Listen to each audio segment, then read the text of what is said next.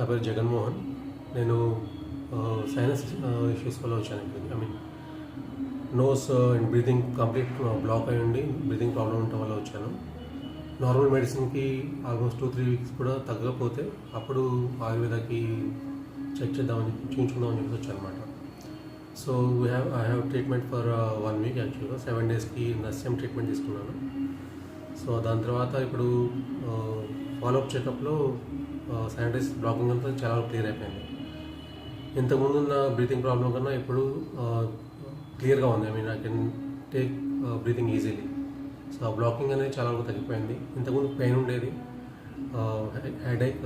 headache ఉండేది, plus